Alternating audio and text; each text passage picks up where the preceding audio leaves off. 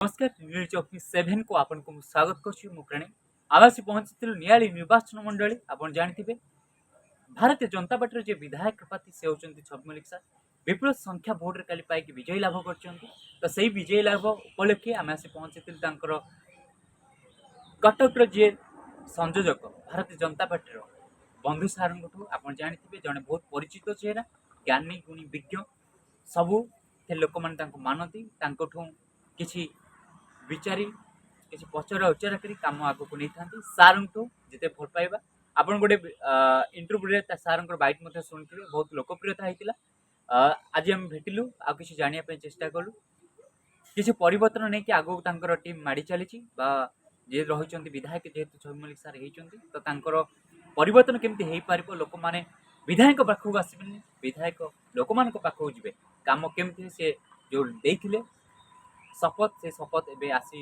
कर समय आसी जाइए तो जेहेतु 10 तारिख शपथ ग्रहण अच्छी से शपथ पर बाहर मैदान को तो परिवर्तन निहाती हम तो आम बैठ नहीं आ कि भाई बैठ नहीं अति सुंदर भाव में कहते कौन कहते आपण मैंने शुणिपारे आगे गोटे कथा कहि चेष्टा परिवर्तन सुह होता है आ मनीष सबल निज आदर्श को आग को लेकिन जाए यही नारा काली आप देखिए भारतीय जनता पार्टी नारा केमती था आप जानते बेसी किसी कह पड़ो चलते मधुचरण साहू भारतीय जनता पार्टी कटक जिला समवाय सेल संयोजक। अच्छा काली आपनकर भारतीय जनता पार्टी छवि मल्लिक जीति केते एक्साइटेड केते भोट थिला कोन कहंतु नियाली माटीर स्वाभिमान नियाली जनसाधारण नियाली भोटर माने जो विराट परिवर्तन कले 15 वर्षर जो दुर्नीतिग्रस्त विधायक एटी ओपाड़ी फोपाड़ी देले आ छवि भाई नेतृत्व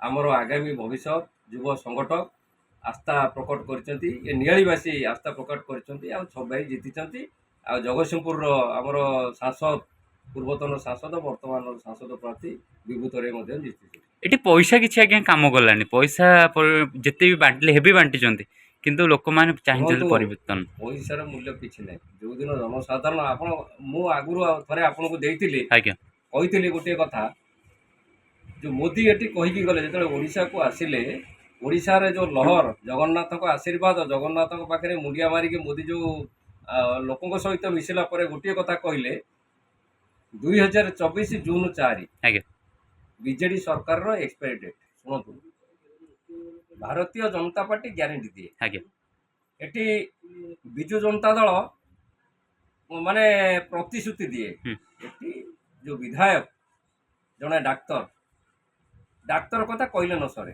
मेडिकल अच्छी घर अच्छी डाक्तर ना स्कूल रे मास्टर ना रास्ता शोचनीय एक समस्या कौन कह चाषी नियाली आमर धान मीन पनीपरिवार नियाली अंचल एटी शीतल भंडार नहीं एटी चाषी कथा कहले न सरे एटी जो समवाय समिति सब अच्छी धान बिक्री कर समवाय समिति ये गोटे एक तरफा चली गोटे दुर्नीति चली सेटा मूल उत्पादन गत काली नियालीवासी उपाड़ी फोपाड़ी देइचंती विधायक को छवि भाई नेतृत्व में आमर बहुत आशा भरोसा अच्छी आमर ग्यारंटी भी अच्छी निश्चित भाव में नियाली उन्नति हम चाषी मानकर उन्नति हम नियालीर उन्नति हम प्रशासन घरे पहुँचब एवं दुर्नीति मुक्त नियाली अंचल हम आ नियाली निर्वाचन मंडली मुझे भावुची छवि भाई नेतृत्व आ विभू भाई नेतृत्व में बोधे ओडिशा रे भल भल निर्वाचन आशा आमर अच्छी विरोधी माने चाहिए मिसिया जो साधारण लोक मैंने जो थे चाहिए आपण सहित 26 सार सहित मिसिया स्वागत कर निश्चित भाव में ये विरोधी रही ये सबूक छवि भाई सागे रही जिते सरकार आसे सरकार आम कौन से विजु जनता दल ये कहला मो पताका जी धरब जी विजेडी रही ही कम हम किंतु भारतीय जनता पार्टी सेटा आदौ करना लोकों कर जोटा जेन्युइन काम जोटा उपयुक्त काम जोटा ठीक काम निश्चित भाव में कर ये दल फल किसी रही आगू आप अपेक्षा करूँ नियाली निर्वाचन मंडली रे समस्त एकाकार हे ये सुभुवनेश्वर अच्छा ये माधव अच्छा समस्त आशीर्वाद अच्छी छवि से भरोसा अच्छी आ निश्चित भाव में नियाली एक तरफा आगू आगू आप देखिए कौन दल ये तिष्ट नहीं गोटे भारतीय जनता पार्टी ଏଠି ତିଷ୍ଠିବ। ଛବି ଭାଇଙ୍କ ନେତୃତ୍ୱ, ବିଭୁ ଭାଇଙ୍କ ନେତୃତ୍ୱ ନିଶ୍ଚିତ ଭାବରେ ସମସ୍ତେ ଏକାଠି ହେବେ ଆଉ ଲୋକମାନଙ୍କର କାମ ହେବ, ଅଞ୍ଚଳର ବିକାଶ ହେବ। ଆପଣମାନଙ୍କ ଯୋଗଦାନ ବହୁତ ରହିଛି, ଲୋକମାନଙ୍କ ସପୋର୍ଟ ପୁରା ଜୋରଦାର ରହିଛି। କେମିତି ରହିଥିଲା ଆପଣଙ୍କର? ଶୁଣନ୍ତୁ, ଏଠି ବହୁତ ସମସ୍ୟା। ଆମେ ଯେଉଁ ଷ୍ଟ୍ରଗଲ୍ କରିଛୁ, ଗୋଟେ ବିରାଟ ବରଗଛର ଚେର ହୁଁ। ବରଗଛକୁ ଉପାଡ଼ିବା ପାଇଁ ଯେଉଁ କଷ୍ଟ, ସେଇଟା ସମସ୍ତେ ଅଙ୍ଗେ ଆମେ ନିଭେଇଛୁ। ଆଉ ବିଶେଷ କରି ଏଠି ଜଗନ୍ନାଥଙ୍କ ମାମୁଁ ଘର ମାଧବଙ୍କର ଆଶୀର୍ବାଦ, ସୁବନେଶ୍ୱର ମା କୁତାମଚଣ୍ଡୀଙ୍କ ଆଶୀର୍ବାଦ ରହିଛି। ସମସ୍ତଙ୍କର ନେତୃତ୍ୱ ଆଉ ସମସ୍ତଙ୍କର ପରିଶ୍ରମ। ଏଠି କେହି ନିଜକୁ ନିଜେ ଆମେ ଛବି ଭାବି ନେଇଛୁ, ନିଜକୁ ନିଜେ ଆମେ ବିଭୁ ଆଜ୍ଞା। ମାନି ନେଇଛୁ, ଯାହାଫଳରେ ସମସ୍ତେ ନିଜେ ନିଜେ ଆମେ ଲାଗିଛୁ ଆଉ ବିରାଟ ବରଗଛକୁ ଉପାଡ଼ି ଫୋପାଡ଼ିଛୁ। ଆଉ ଆଗାମୀ ଦିନରେ ଆମର ସମସ୍ତଙ୍କର ଏ ଅଞ୍ଚଳ ପାଇଁ, ନିର୍ବାଚନ ମଣ୍ଡଳୀ ପାଇଁ, ଲୋକମାନଙ୍କ ପାଇଁ ନିଶ୍ଚିତ ଭାବରେ ଆମର କାମ କରିବୁ ଏବଂ 1 ନମ୍ବର ପ୍ରଥମ ରଖିବୁ। ଟାର୍ଗେଟ କୋଉଟା ରଖିଛନ୍ତି ଆପଣ ପରିବର୍ତ୍ତନ? ପ୍ରଥମ ଟାର୍ଗେଟ ଚାଷୀଙ୍କ ସମସ୍ୟା। ଆଜ୍ଞା। ଶୀତଳ ଭଣ୍ଡାର 2009ରେ ଯେ ପ୍ରତିଶ୍ରୁତି ଦେଇଥିଲେ, 14ରେ ସେୟା, 19ରେ ସେୟା। ମୁଁ ବି କହିଥିଲି ଆପଣଙ୍କୁ ଆଉ ଥରେ ଯେ ଶୀତଳ ଭଣ୍ଡାର ଏଠି ଛବି ଭାଇ କରିବ, ବିବାହ କରିବ। ସେଇଟା ଆପଣ ଅପେକ୍ଷା କରନ୍ତୁ, ଖୁବ୍ ଶୀଘ୍ର ସେଇଟା ହେବ। ଆଜ୍ଞା। ସେଇଟା ଖୁବ୍ ଶୀଘ୍ର ହେବ। ଆଉ ବିଭିନ୍ନ ସମସ୍ୟା, ଆପଣଙ୍କର କଲେଜ ସମସ୍ୟା ଦେଖନ୍ତୁ, କଲେଜରେ ଯେଉଁ ପ୍ରକାର ଚାଲିଥିଲା ସବୁ ବନ୍ଦ ହେବ। ଆପଣ ଦେଖନ୍ତୁ, ଏଇ ଯେଉଁ କଲେଜରେ ଡ୍ୟାନ୍ସ, ଏଇଟା ମାନେ ଏଇ ଯେଉଁ ପିଲାମାନଙ୍କୁ ଖରାପ ବାଟକୁ ନେଇଯାଇଥିଲେ, ସେଗୁଡ଼ା ସବୁ ବିରୋଧ କରାଯିବ।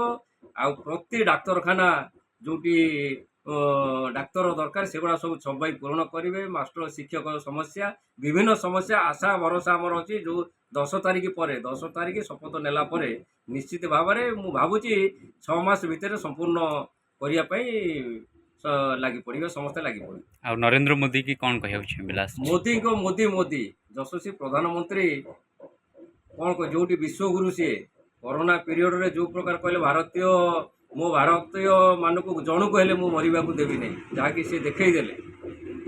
ସିଏ ତାର ଭ୍ୟାକ୍ସିନ୍ ଦେଲେ, ଘରେ ଘରେ ପହଞ୍ଚେଇଲେ, ମାଗଣା ଚାଉଳ ଦେଲେ, ପ୍ରତି ଆକାଉଣ୍ଟକୁ 500 ଟଙ୍କା ଲେଖା ଦେଲେ। ମାନେ ବହୁତ ମୋଦି ଗୋଟିଏ କଥା ତ, ମୋଦିକି ଛାଡ଼ିଦେଲେ ଆମେ ପ୍ରଧାନମନ୍ତ୍ରୀ ଏମିତିଆ ଦେଖିନୁ। ଆଉ ମୋଦି ହିଁ ବହୁତ ମାନେ ଭାରତ ପାଇଁ ଯଥେଷ୍ଟ। ଆଉ ପୃଥିବୀ ପାଇଁ ବି ସେ ଆଗକୁ ପୃଥିବୀ ପାଇଁ ଯଥେଷ୍ଟ ହେବାକୁ ଯାଉଛନ୍ତି।